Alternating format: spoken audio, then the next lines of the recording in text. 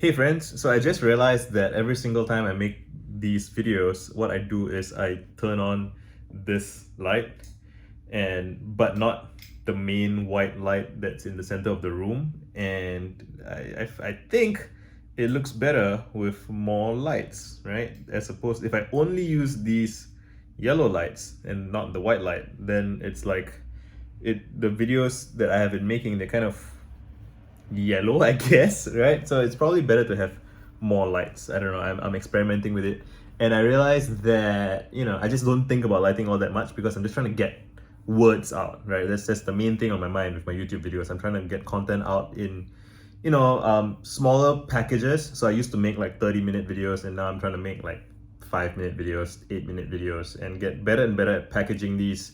I don't want to say sound bites, but like just little packets of information that I can then reuse and repurpose and share with people and get comments on. And that's what I'm excited about with my YouTube channel.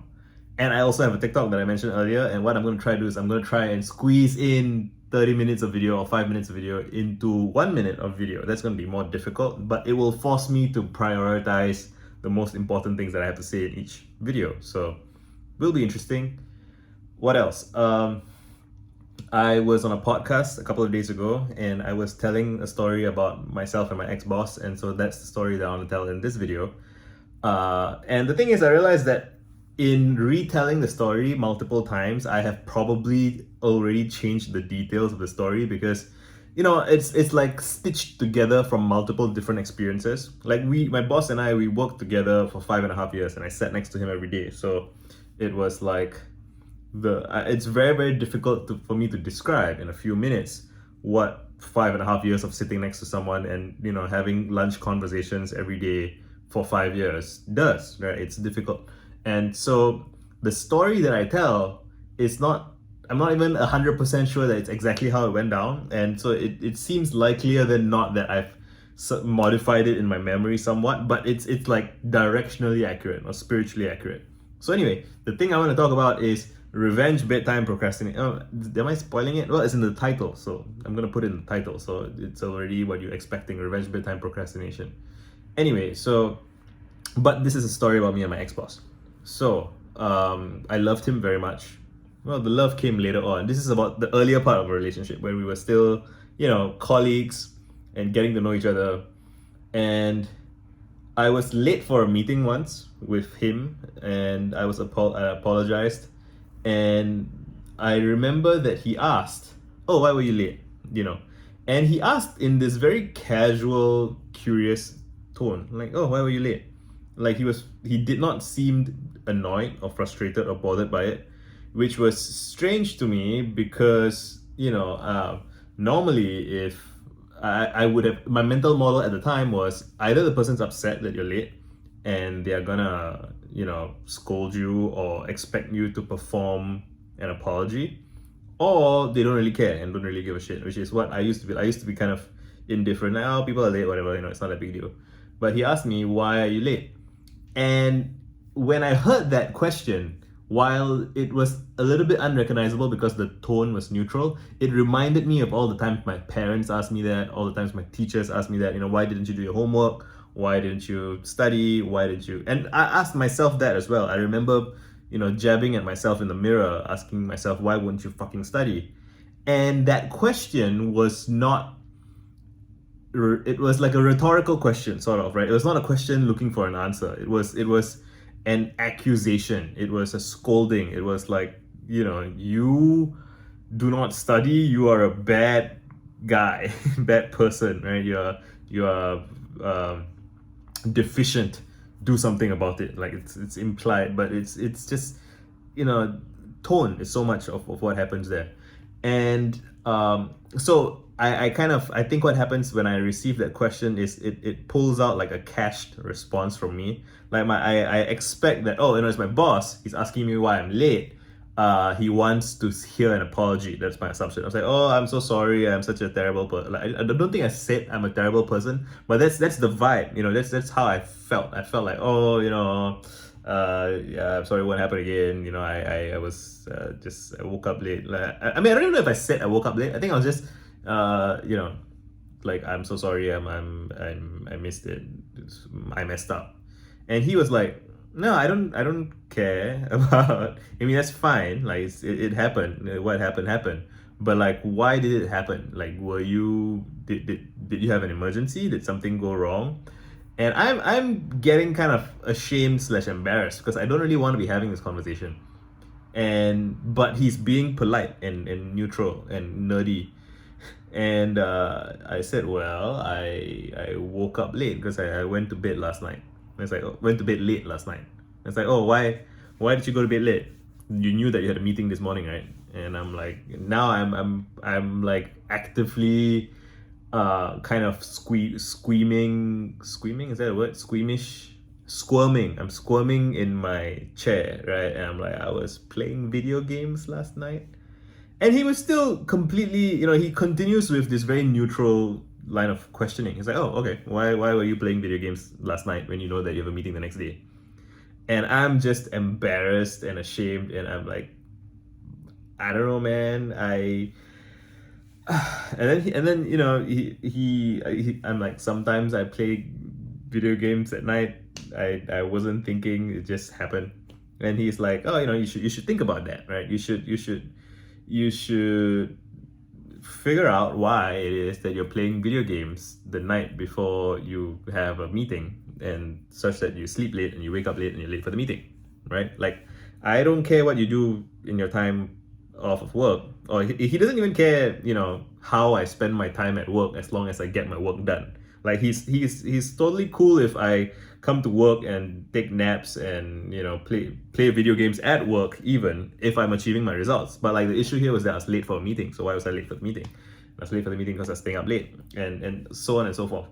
And so he got me to the thing is, like, even before we get into the details there, the thing is, he was genuinely curious to understand my behavior in a way that I had no longer believed I merited. I no longer felt like I deserved to get to know myself in that way. It's just, I assume that if I'm late, it's because I'm a bad person, because that's the message I've been receiving from family and school and peers even.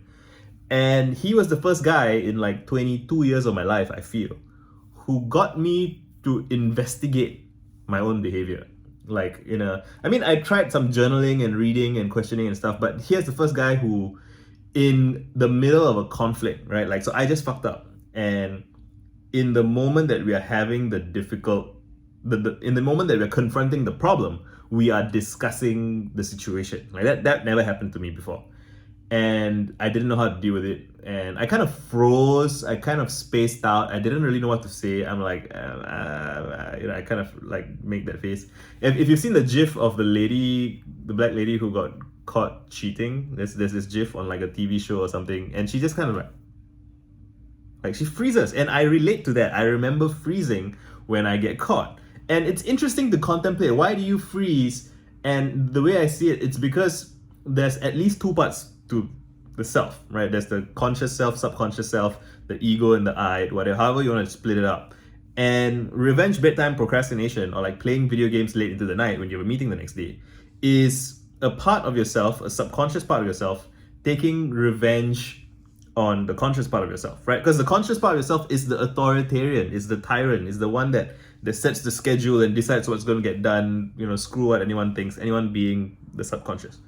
And I had to, it's very difficult to be, it's very difficult to be the conscious mind, or be the person present at a meeting, having to explain your subconscious mind's behavior, because it does not feel rational, and you don't feel like it doesn't feel like you chose it, right? It feels like your dumb sibling, or your dumb, your idiot child or something, just something that it almost feels like it's something out of your control. And that I would say that maybe that's the shadow, right? It's the part of the self that's rebelling against the conscious ego's plans and goals and whatever. And the challenge is, when you want to live a good life, in my experience, and if you want to get your work done on time and so on, you have to integrate the shadow. Again, I don't know if that's the right phrase to use. You have to account for what your inner child wants, right? And so, if we're talking about children, and the child has to study, and if I'm kind of overseeing a child, I would make sure that the child, if they have to study, they have some time for studies, but I would also want to make sure that they have free time to play and have fun and do whatever they want, because the child should be happy and free. That's true for adults as well. We also need time to have fun, and we also need to be happy and free, right? Like, we should. Why not? Like, we are human, right? And if we deny ourselves that, there will be a part of us that rebels against our conscious minds, in my experience. So it's like there's a divide. And having those conversations with Dinesh, my ex-boss, really helped me. He was like my therapist and my coach, who paid me and had a stake in my, effective functioning and development. And he was my friend. It was fantastic all around. And I want to say I changed overnight, but I didn't. It took me many years to make progress on that front. It's a slow burn. It's restructuring your life. It's changing old habits and patterns. I still can sometimes stay up until 6 a.m. on the internet doing. Well, I've now designed my life such that is a part of my creative process for my work, like for the creative work that I enjoy doing, which is wonderful. But still, like, I can tell when I'm sort of allowing my non-conscious, subconscious processes to kind of run wild and run free, which isn't always bad either if you don't have a meeting the next day, right? So it's about planning your. It's all a project management. It's a project management of the soul. I think at some point I subtitled my book, or I mentioned it to somebody else, that it's about the project management of the soul, which is that you have to set aside time for play so that your subconscious doesn't betray you, or like, even betray is, I'm not sure if it's the right word, like, doesn't screw you over, doesn't seek revenge in those moments, right? Which then prevent you from rising higher in whatever it is that you want to rise up to, right? So you have to integrate. I don't know if that's what Young meant by shadow integration. I will have to read Young and get back to you on that. But like, you have to, involve your inner child, or whatever you want to call it. You have to make plans to have fun. Or you have to set aside time for fun. Because if you don't set aside time for fun, it will be set aside for you when it's least convenient, and that's not the way to go. So anyway, I was hoping this video is going to be like 6 minutes. It's over 12 minutes, and I just wanted to talk a bit about my boss, talk a bit about revenge, bedtime, procrastination. Might have been trying to do too many things in one place, but I made a video. I'm going to upload it. Thanks for hanging out. Let me know what you think. Tell me your stories about revenge, bedtime, procrastination, or embarrassing situations where you did something that you can't explain, or that was, I've read that people deal with this with like binge eating, people deal with this with problem drinking, people deal with this video games, online stuff. And an interesting anecdote I wanted to include was that so with people who struggles with sleeping, they tell the doctors that, oh, I can't sleep, I don't sleep even, which is false, because again, like, every human being needs to sleep within like 48 hours or so. And there's a sleep scientist who says, like, if you think you don't sleep, like, let me study you, like, come into my lab, and like, if you don't sleep for more than 3 or 4 days, like, let me parade you to the scientific community, and I'll win awards and stuff, because nobody goes multiple days without sleep. But people think they do. So that's the interesting thing. Similarly, people who have bad spending habits underestimate how much they spend. They think, oh, I don't spend a lot of money. People who have bad, like, people who are trying to gain weight will say, like skinny guys, right? We will say, oh, but I eat so much, I'm eating all the time, because that's what's on their mind. They remember the meals that they have.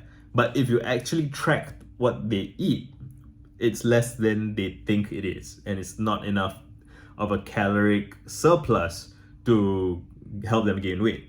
And similarly, people who are trying to lose weight, they eat more than they think they do, they underestimate how much they snack, how much they binge, and so on. And it's just really interesting about this relationship between people's perceptions and their reality, and how, things that are uncomfortable, they kind of get skewed. It's shocking, actually, if you really think about it, but we don't really talk about it very much. And like, we try to be polite with ourselves and with each other. Like, we can be like people can, oh, like that guy has a alcoholism problem, maybe like let's not shame him about it, right? Like, so it's tricky business. But I think what I have kind of decided to devote my life to is that I want to invite people who are tired of that shit and kind of associate with people who want to be honest with themselves and each other, not in a harsh or cruel way, but like in a supportive and encouraging way. Like, let's help each other work through our shit and let's get stronger together, be more ambitious together, do great things. Done.